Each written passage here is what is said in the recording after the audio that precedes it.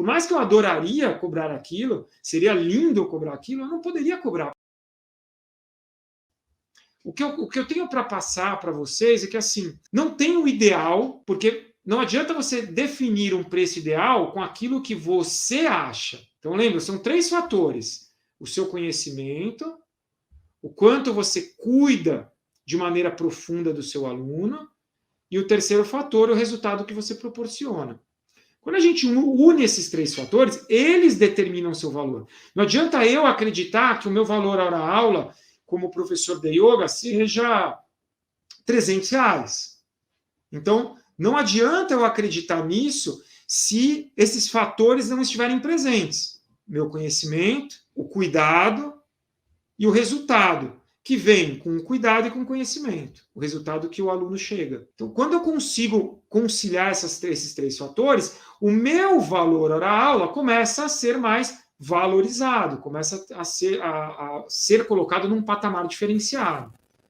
Eu lembro que quando eu comecei, havia uma sugestão, por exemplo, de se colocar valor hora-aula na época ali no início, 2000, estou falando dos anos 2000, 2001, 2002, um valor hora-aula para um professor de yoga era sugerido 300, 400, 500 reais. Só que naquela época eu enxergava que eu até tinha conhecimento, eu tinha um cuidado, mas eu ainda não proporcionava o resultado que os meus alunos queriam. E eu achava realmente que R$500 ou R$400 era um valor muito alto. Então, eu não poderia cobrar aquilo. Por mais que eu adoraria cobrar aquilo, seria lindo eu cobrar aquilo, eu não poderia cobrar, porque o resultado que eu estava entregando não era condizente com o valor que era sugerido para que eu cobrasse. Aí, como que eu comecei? Quando eu comecei, e na época, ali em 2002, início de 2002, não tinha um preço estabelecido, não era comum aulas personalizadas, aulas individualizadas, não era comum, não de yoga. Existia personal trainer por exemplo, academia. As artes marciais eram pouquíssimas, eram raríssimos os casos de personal training. Então, em geral, era aulas de grupo. E o yoga, assim, em 2001, 2002, não se via. Era extremamente raro, extremamente raro. E aí, quando eu comecei a dar essas aulas personalizadas, o que aconteceu? Eu não queria cobrar os 400 e os 500 reais, porque eu achava que era inviável, dentro daquilo que eu ainda estava entregando, daquilo que eu ainda estava me aprimorando. Então, eu comecei a cobrar R$100. Era um valor que eu cobrava na época.